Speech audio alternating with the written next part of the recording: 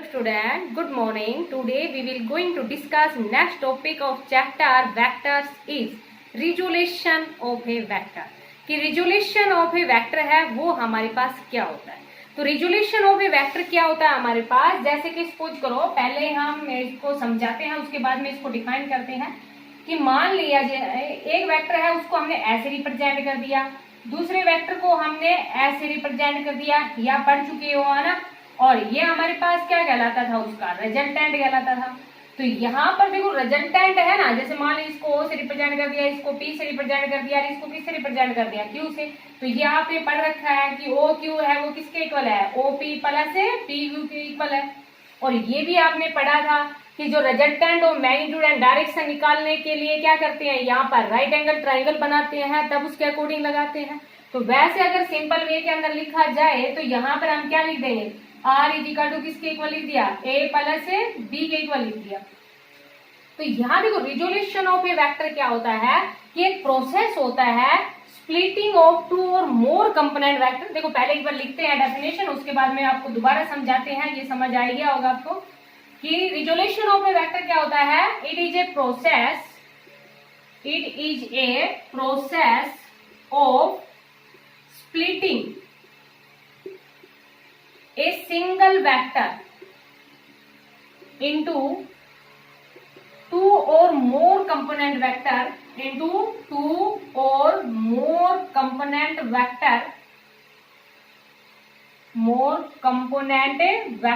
which produce the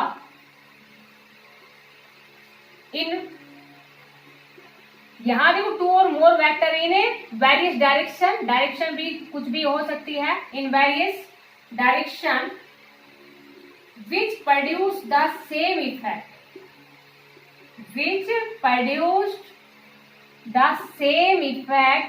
as is produced by single vector। देखो दोबारा समझाते हैं इसको। और जो स्प्लिट किया है ना टू और मोर कंपोनेंट में या टू और मोर वेक्टर्स में उसको स्प्लिट किया था, या हम इसको ये भी ले सकते थे, it is the process of splitting a single vector into two और मोर कंपोनेंट वेक्टर। देखो यहाँ पर कंपोनेंट वेक्टर में लिखा है, इन वेरियस डायरेक्शन में भी हो सकता है, which produce the same effect as is produced by single vector alone. और जो टू और मोर कंपोनेंट वेक्टर में जो डिवाइड किया है या स्प्लिट किया है टू और मोर वेक्टर्स में, तो उसको उनके क्या कहेंगे, कंपोनेंट ऑफ ए वेक्टर कहेंगे। देखो दोबारा समझो, जैसे कि अभी हमारे पास ये ऐसे था, या इसको ऐसे ना लेके आप इसको इस तरह से भी ले सकते हो, जैसे आपकी इच्छा। जैसे कि एक वेक्टर है वो हमने ऐसे ले लिया, एक वेक्टर को हमने ऐसे ले लिया, और ये इसका क्या कहलाएगा भाई, रिजल्टेंट। तो यहाँ देखो ये हमने O से रिप्रेजेंट कर दिया, ये P से रिप्रेजेंट कर दिया, इसको किससे रिप्रेजेंट कर दिया, Q से रिप्रेजेंट कर दिया। तो जैसे ये A था, ये हमारे पास क्या है B, तो ये जो R है, या इसको हम ऐसे लिख देंगे OQ है वो किसके इक्वल हो जाएगा, OP प्लस PQ। ये तो आप पढ़ चुके हो। ये हमारे पास क्या है R, और ये किसके इक्वल है, A प्लस B के इक्वल है। तो देखो क्या है कि पहले वेक्टर एक था, उसको टू और मोर कंपोनेंट वेक्टर में तोड़ दिया। देखो वेक्टर एक था, उसको टू और मोर कंपोनेंट में तोड़ दिया, जैसे एक कंपोनेंट ये ले लिया, एक कंपोनेंट ये ले लिया, और सिंगल जो वेक्टर है R। तो यहाँ देखो आपके पास ये तो एक सिंगल वेक्टर हुआ, और जब टू और मोर कंपोनेंट वेक्टर में तोड़ेंगे तो उसका इफेक्ट भी वही रहेगा जो कि एक सिंगल वेक्टर का रहेगा। तो इसको हम क्या कहते हैं, रिजोल्यूशन ऑफ ए वेक्टर कहते हैं। तो इसको इसका यूज हम कहाँ पे करेंगे कि जहां पर भी हमारे पास कोई एंगल बन जाएगा। ये कोई थोड़ी सी छोटी सी टर्म समझाई गई आपके पास कि ये प्रोसेस होता है कि कोई भी वेक्टर है उसको टू और मोर कंपोनेंट वेक्टर में तोड़ना, स्प्लिट करने का मतलब उसको तोड़ना, जो कि जिसको हम तोड़ेंगे उनका भी इफेक्ट वही रहेगा जो कि एक सिंगल वेक्टर का होता है। उसको हम क्या कहते हैं, रिजोल्यूशन ऑफ ए वेक्टर कहते हैं। देखो इसका हम यूज नहीं करेंगे, हम यूज किस टाइप से करेंगे वो बात बताते हैं आपको। देखो आगे इसको आगे समझाते हैं, पहले हम बताएंगे कि रिजोल्यूशन ऑफ ए वेक्टर है उसका हम यूज कहाँ करेंगे और कैसे करेंगे, और ये आगे की क्लासेस में यूज होता ही रहेगा। जैसे कि मान लीजिए सपोज करो ये हमारे पास कोई भी एक क्वांटिटी है, जैसे कि मैग्नेटिक फील्ड आपने पढ़ रखा है, और ये हमारे पास, या इसको भी आप छोड़ो, मान लीजिए कि एक ये वेलोसिटी वेक्टर है और ये एंगल क्या बना रहा है, थीटा बना रहा है। जब इस तरह से हमारे पास कोई भी एंगल बन जाएगा या वेलोसिटी भी नहीं, तो मान लीजिए ये हमारे पास क्या है, कोई भी एक ए वेक्टर है, तो यहाँ अगर इस तरह की कंडीशन आपके पास आ जाएगी तो यहाँ हम सीधा वर्ड लिखेंगे it is resolve into rectangular component. Rectangular component के बारे में अभी आपको बता रहे हैं। अभी जो नेक्स्ट टॉपिक रहेगा वो हमारे पास क्या रहेगा, rectangular component of a vector ही रहेगा। तो यहाँ देखो, इसको rectangular component of vector means rectangle में कि जो वेक्टर्स हैं उनको इस तरह से स्प्लिट किया कि which are at right angle to each other. क्योंकि रेक्टेंगल के अंदर ये कंडीशन होती है ना कि हर एक जो एंगल है वो कितने का होता है, 90 डिग्री का होता है। बाकी रेक्टेंगल के बारे में जानते हैं, ये वाली साइड इक्वल होती है और ये वाली साइड आपस में इक्वल होती है, जानते हैं आप ये। तो रेक्टेंगुलर कंपोनेंट का मीन्स क्या है कि जो वेक्टर है उसको स्प्लिट करना टू और मोर कंपोनेंट वेक्टर में which are at a right angle to each other. और वो वेक्टर्स हैं वो किसमें होंगे, राइट एंगल में होंगे। जैसे कि ये वेक्टर है, इसको रिजोल्व कर देंगे तो ये इसको बोलेंगे हम इसका हॉरिजॉन्टली कंपोनेंट, ये भी आपको समझाएंगे। और इसको क्या बोलेंगे, इसका वर्टिकली कंपोनेंट। तो ये ए कोस थीटा क्यों आया, ये साइन थीटा क्यों आया, तो ये अभी हम समझाएंगे आपको। तो इसका हम यूज करेंगे। ये तो आपको एक सिंपल टर्म समझाई गई है कि रिजोल्यूशन ऑफ ए वेक्टर है कि इसको टू और मोर कंपोनेंट में तोड़ देना। जैसे कि इसको हमने तोड़ दिया ना, अभी थोड़ा ध्यान रखो, इसको हमने तोड़ दिया, एक कंपोनेंट तो क्या बना लिया, ए कोस थीटा, दूसरा कंपोनेंट क्या बना लिया, ए साइन थीटा, और इसी को ही हम क्या कहते हैं, रिजोल्यूशन ऑफ ए वेक्टर कहते हैं। समझ आ गया होगा आपको। तो resolution of a vector means आप ये ध्यान रखना बस कि एक प्रोसेस है जिसमें एक स्प्लिट करते हैं एक वेक्टर को टू और मोर कंपोनेंट वेक्टर में। और अगर वो टू और मोर कंपोनेंट वेक्टर है वो राइट एंगल पे है तो रेक्टेंगुलर कंपोनेंट बोल देते हैं, और अगर राइट एंगल पे नहीं है तो सिंपली क्या बोल देते हैं, रिजोल्यूशन ऑफ ए वेक्टर बोल देते हैं। शायद आपको समझ आ ही गया होगा। अब यहाँ पर देखो क्या है कि रिजोल्यूशन ऑफ ए वेक्टर है ना अलोंग द गिवन डायरेक्शन। मान लीजिए आपके पास कोई भी गिवन डायरेक्शन दे रखी है, तो रिजोल्यूशन ऑफ ए वेक्टर है वो अगर एक टाइप से, जैसे एक वेक्टर है उसको एक टाइप से ही रिजोल्व कर सकते हैं, means resolution of a vector in a plane है वो हमारे पास यूनिक होता है। कैसे देखो, सिंपल है, कुछ ज्यादा रट्टे नहीं मारना, ओनली समझना है आपको। ये देखो यहाँ पर हमारे पास क्या है, एक वेक्टर है ये, जैसे कि अभी हमने लिखा था ए वेक्टर, और ऐसे हमने दूसरे वेक्टर को क्या लिख दिया था, ऐसे बी लिख दिया था।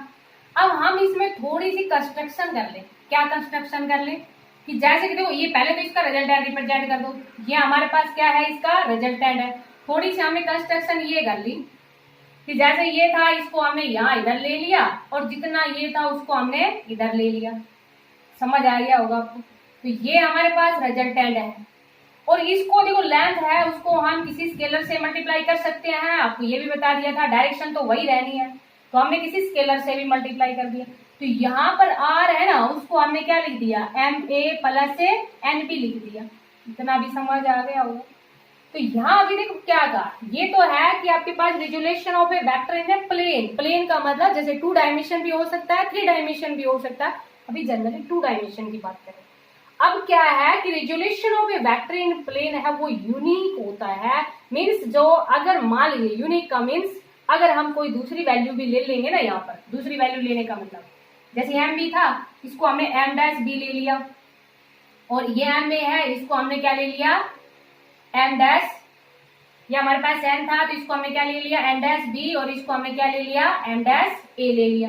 तो देखो इसको हम ऐसे भी तो लिख देंगे ना, आर इज इक्वल टू क्या लिख दिया हमने, दूसरे नंबर ले लिया हमने कि एम डैश और एन डैश है वो एनी अदर नंबर है, तो इस तरह से भी तो हम इसको लिख सकते हैं। अब हमने देखा कि इसकी लेफ्ट साइड इक्वल है तो राइट साइड भी इक्वल है, और राइट साइड इक्वल लेंगे तो देखो M A plus N B is equal to M dash A plus N dash B. तो यहां से हम क्या लिख देंगे, M A minus M dash A is equal to N dash B, इसको उस साइड ले जाओ, माइनस एन बी, या इसको भी इस साइड ही ले आना। समझ आ गया होगा। अब देखो यहाँ से m को कॉमन ले लिया, सॉरी a को कॉमन ले लिया तो कितना आ जाएगा, m minus M dash into A. इसको अगर हम इधर ही लेके आएंगे, इस वाली टर्म को भी अगर हम इधर ही लेके आएंगे तो हमारे पास क्या आ जाएगा, N B minus N dash B. तो यहां से हमने क्या कर लिया, b को कॉमन ले लिया, b को कॉमन लेंगे तो ये वैल्यू हमारे पास किसके इक्वल आ गई, 0 की इक्वल आ गई। अच्छा देखो, दो क्वांटिटी का सम जीरो कब होता है? जब दोनों वैल्यू जीरो हो तभी सम जीरो होता है। नहीं, जैसे कि ये वैल्यू भी जीरो हो, ये वैल्यू भी जीरो हो, तो दो क्वांटिटी अगर जीरो प्लस जीरो, तो अगेन आपके पास क्या आता है? जीरो आता है। या आप ये कहोगे कि दोनों इक्वल एंड अपोजिट हो तब जीरो होता है, तो ये तो जरूरी नहीं है कि इक्वल एंड अपोजिट हो, क्योंकि वेक्टर ए अलग है, वेक्टर बी अलग है। तो यहां से हम क्या कहेंगे? Either this is equal to zero और this is equal to zero, क्योंकि vector A and vector B है वो नॉट इक्वल टू जीरो। ना तो वेक्टर बी जीरो की इक्वल है और ना ही वेक्टर ए जीरो की इक्वल है। It means M minus M dash है वो किसके इक्वल है? जीरो के इक्वल। तो यहां से एम इज इक्वल टू कितना आ गया? एम डैश आ गया। और N minus N dash is equal to zero, तो यहां से एन इज इक्वल टू कितना आ गया? एन डैश आ गया। तो देखो, हमने डिफरेंट नंबर लिए थे। हमने डिफरेंट नंबर मीन्स एक एम डैश लिया था, दूसरा हमने क्या लिया था? एन डैश लिया था, लेकिन अगेन वैल्यू हमारे पास क्या आई है? Same. It means resolution of a vector into different vector या in component of vector is unique. Unique means जैसे एक बार में एक तरह से ही उसको हम रिप्रेजेंट कर सकते हैं। अगर हम उसके डिफरेंट वैल्यू लेंगे तो भी वैल्यू हमारे पास क्या आई है? सेम। तो इसलिए हमारे पास क्या है? Resolution of a vector. अब देखो, हम बात कर रहे हैं जो हमारे पास यूज होगा, आगे की क्लासेज में भी यूज होगा। ये तो जर्नल टर्म थी, इसको ओनली समझना है, रटे नहीं मारना। रटे तो आपको किसी भी टॉपिक के नहीं मारना, लेकिन ये जर्नल टर्म है, इसमें इतना कुछ नहीं है। अब हम बात करते हैं rectangular component of a vector in a plane की बात करते हैं, जिसका हम यूज करेंगे। तो नेक्स्ट जो टॉपिक है वो हमारे पास क्या रहेगा? Rectangular component of a vector in a plane. In a plane, देखो आपके पास यहाँ पर ये चीज ध्यान रखना, प्लेन है वो 2 डायमेंशन भी हो सकता है और 3 डायमेंशन भी हो सकता है। अभी हम बात कर रहे हैं किसके? 2 डायमेंशन की बात कर रहे हैं। नेक्स्ट जो वीडियो होगी उसमें हम बात करेंगे किसकी? 3 डायमेंशन की बात करेंगे। अभी बात कर रहे हैं ओनली 2 डायमेंशन। तो देखो, यहाँ अभी आपको बताया था rectangular component of a vector. Rectangular means rectangle के अंदर जो एंगल होता है वो कितना होता है? 90 डिग्री। तो ये हमारे पास क्या होता है? It is the process of splitting a vector into 2 और more component vector at right angle to each other. क्या बोलेंगे इसको? It is the process of splitting a vector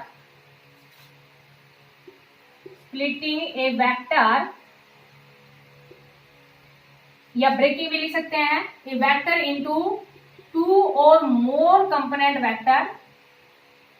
या यहाँ पर 2 डायमेंशन की बात कर रहे हैं तो 2 में ही तोड़ेंगे इसको।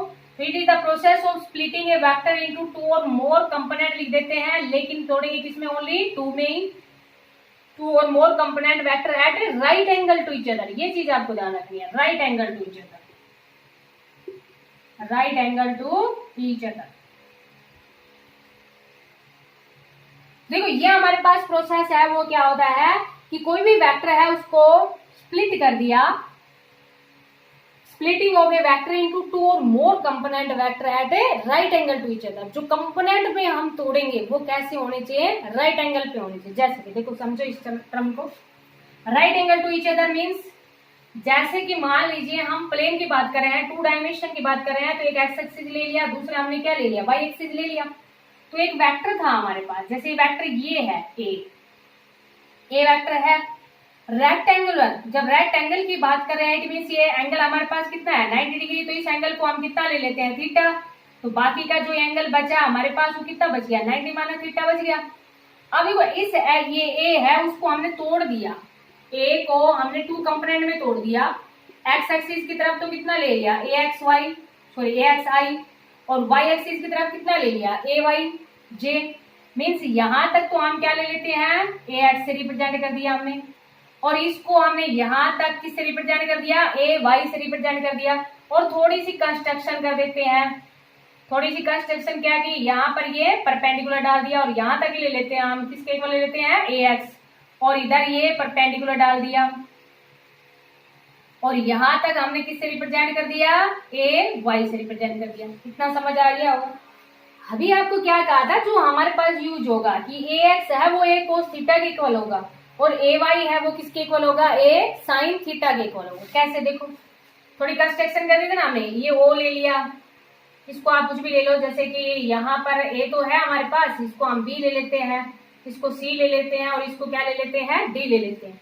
तो हमने क्या किया है कि सी बी है वो परपेंडिकुलर डाला है किस पे, ओ बी पे, और सी डी है वो परपेंडिकुलर डाला है किस पे, ओ डी पे। समझ आ गया होगा इतना में। अब देखो हमारे पास क्या निकालना हमें, ये हमें पता है ए, तो यहां से देखो O B divide by O C, ये राइट एंगल है 90 डिग्री है, 90 डिग्री के सामने क्या होता है, हाइपोटेन्यूज, और ये क्या है इसका बेस। अब ये तो हमने परपेंडिकुलर डालना ही है तो ये परपेंडिकुलर है, तो बेस अपॉन हाइपोटेन्यूज क्या बनता है, cos थीटा, और OB की वैल्यू है वो हमारे पास कितनी है, AX divide by A is equal to cos theta. तो अभी आपको नहीं बताया था कि जैसे कि जहां हम जो यूज करेंगे वो ये करेंगे कि हॉरिजॉन्टली कंपोनेंट है, कोई भी वेक्टर हो यहाँ पर, जैसे A है तो AX cos थीटा हो जाएगा, अगर यहाँ पर B होता तो BX cos थीटा हो जाता, तो AX है उसकी वैल्यू कितनी हो जाएगी, A cos थीटा। इसको हम बोलते हैं rectangular component in horizontal direction. ये कौन सी डायरेक्शन है हमारे पास, हॉरिजॉन्टल डायरेक्शन। इसको आपको थोड़ा ढंग से समझना है क्योंकि ये हम आगे यूज करते हैं, काफी यूज करते हैं, ये नहीं आएगा तो अगला भी नहीं आएगा, मीन्स आगे हाँ हमारे पास अब आगे जो फिजिक्स है उसमें लगभग जो आर्टिकल्स हैं जहां पर भी एंगल बढ़ेगा वो यही यूज करेंगे। हॉरिजॉन्टली कंपोनेंट के लिए cos थीटा और वर्टिकली के लिए sin थीटा। sin थीटा कैसे देखो, अब हमें ay निकालना है, ay बाई a, देखो ये परपेंडिकुलर था तो ये भी परपेंडिकुलर है ना, और ये क्या है हमारे पास, सॉरी ay बाई a, अच्छा परपेंडिकुलर है, परपेंडिकुलर बाई हाइपोटेन्यूज क्या बनता है, sin 90 माइनस, सॉरी देखो परपेंडिकुलर तो कौन सा था हमारे पास, ये था ना परपेंडिकुलर, तो ये इसमें यहाँ पर किसका काम करेगा, बेस का, और बेस अपॉन हाइपोटेन्यूज क्या बनता है, कोस, और एंगल हमारे पास कितना है 90 माइनस थीटा, तो ये हमारे पास क्या बन गया ay by a is equal to sine theta, तो ay है वो किसके इक्वल आ गया, a साइन थीटा के इक्वल आ गया। समझ आ गया होगा आपको। तो यहाँ वर्टिकली कंपोनेंट को किससे रिप्रेजेंट करेंगे, साइन थीटा से रिप्रेजेंट करेंगे, और हॉरिजॉन्टली कंपोनेंट को किससे रिप्रेजेंट करेंगे, कोस थीटा से रिप्रेजेंट करेंगे। अब देखो बेटा यहाँ ये हमारे पास इसके इक्वल आ गया और ये इसके इक्वल आ गया। अब squaring and adding of first and second, दोनों तरफ स्क्वेयर कर दें, दोनों तरफ स्क्वेयर करेंगे और साथ में हमने ऐड भी कर दिया, तो ये हमारे क्या पास क्या बन जाएगा, A square cos square theta, और ये क्या बन गया A square sine square theta, तो A X square plus A Y square is equal to कितना आ गया, A square cos square theta plus sine square theta 1। तो यहाँ से ए है वो किसके इक्वल आ गया, ए X square plus A Y square के रूट के इक्वल आ गया। यही तो होता है, जैसे कि मान लीजिए आपको एक वेक्टर ये दे दिया और ये कह दिया जाए इसका मॉडुलस निकालो, मीन्स इसका मैग्नीट्यूड निकालो, तो आप कैसे निकालते हो, आपको बताया था ना, इसको आप ऐसे लिखो या ऐसे लिखो, एक ही बात होती है। तो आप मैग्नीट्यूड ऐसे तो निकालते हो, ए एक्स का स्क्वायर प्लस ए वाई का स्क्वायर, और यहाँ पर भी मैग्नीट्यूड है वो हमारे पास क्या है, यही तो है ए X square plus A Y square.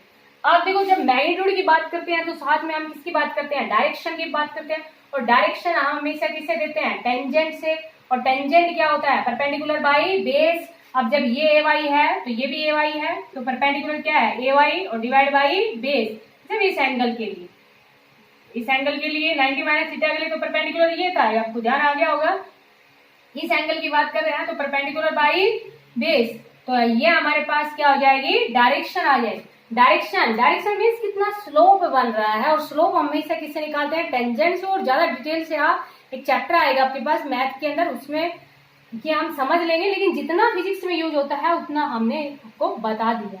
तो ये था हमारे पास rectangular component of a vector in a plane. तो rectangular component of a vector in plane, plane means 2 dimension भी हो सकता है, 3 डायमेंशन भी हो सकता है, अभी हमने डिस्कस किया है 2 डायमेंशन। तो रेक्टेंगुलर कंपोनेंट का मीन्स एक वेक्टर को स्प्लिट कर देना या तोड़ देना इनटू 2 और more component vector at right angle to each other. वो किस में होने चाहिए, राइट एंगल में होने चाहिए, उसको हम क्या कहते हैं, rectangular component of a vector कहते हैं।